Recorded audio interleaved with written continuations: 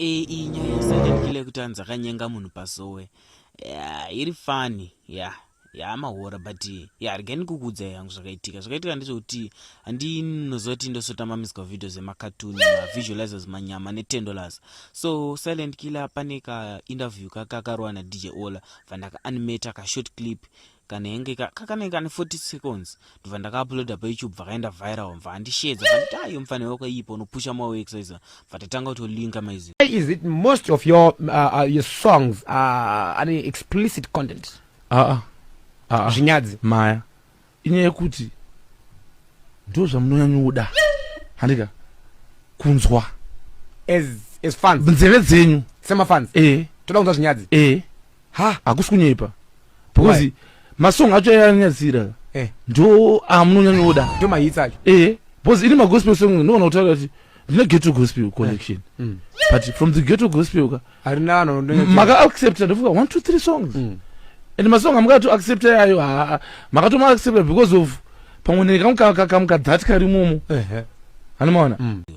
So guys, ndo video rachiro kaenda viral pa YouTube nepa TikTok. Sa parikaita viral akabva ndishedza vanditi amfana kungubatikira ndoda kumbosvika Pamasowe vandati abo semunhu anga atanga olinga kana nangwere yemulonyeni vandati abo vandabatikira maizo vataenda Pamasowe basa tiri pakati paSowe mwe muprofita aishaura mene nekuparidza here kuMasowe anzitunonzita sei saka akabva atiti vaenzi sumukai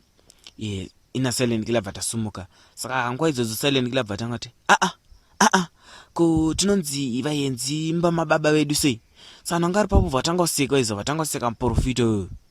saka manje muprofita yakabva akecha maizo ani munongoziva kama muprofita hadi kushorwa pamberi pevatendi angakecha mukuru angazvimba bodzi azvo zvamurwadza ndovatangati uri mwana wababa upi una baba upi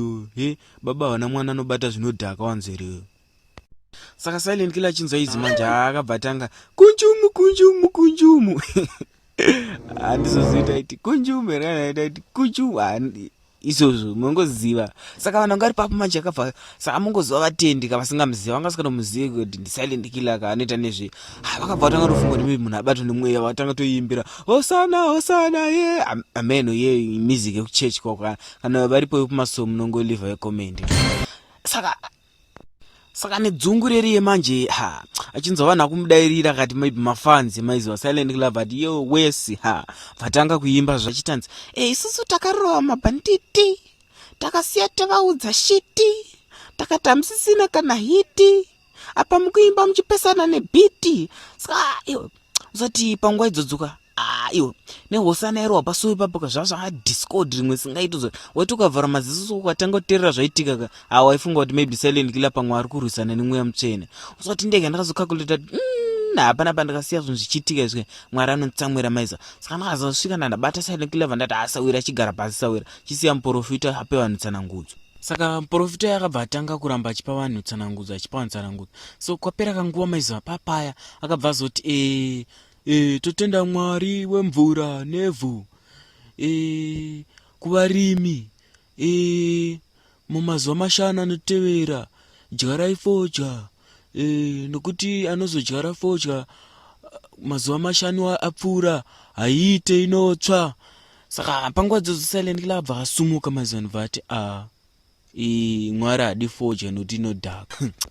kudaro manje vanhu vanga varipo vatanga kuseka manje vatenda vakabva vatanga kuputika manje kuseka muprofita uzati nawo tasamaziwe muprofita vandati shit ndanonzi mawana uzati murume mukuru uzati akansona kuti apisira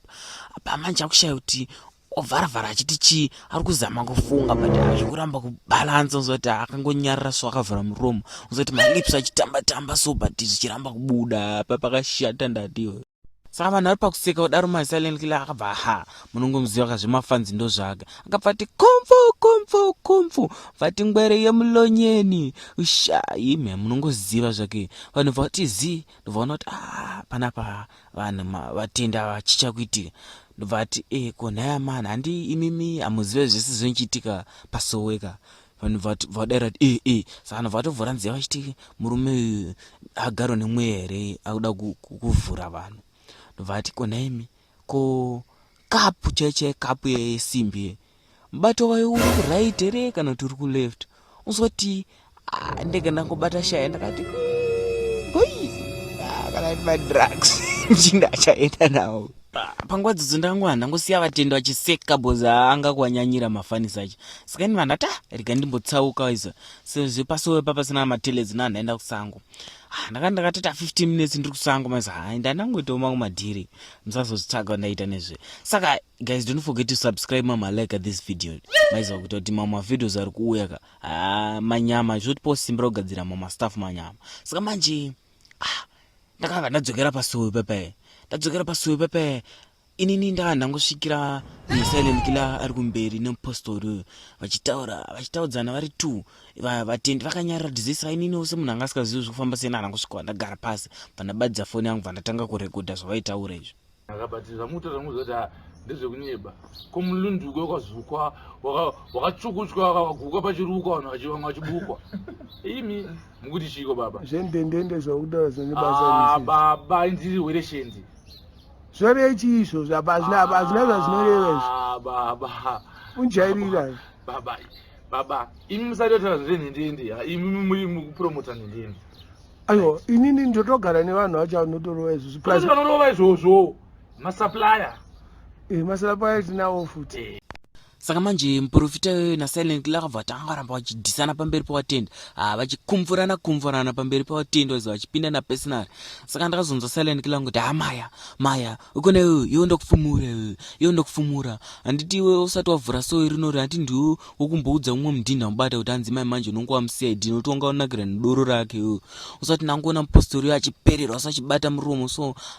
unzwa kuti akangotasa vatenda vake ndobva tora bvudzi yake bva tangotiza izvo unzwa kuti silent killer nguva dzedzo vasumudza tsvimbo yenu vati iwe handimbokuudze zvaakataura kamuda ndikuudzeka don't forget to subscribe like kapati tukacho kari kuuya saka guys like video rorite maviews hobo zvotipawo power roti rwe masini manyama ari kuuya hobo maiziva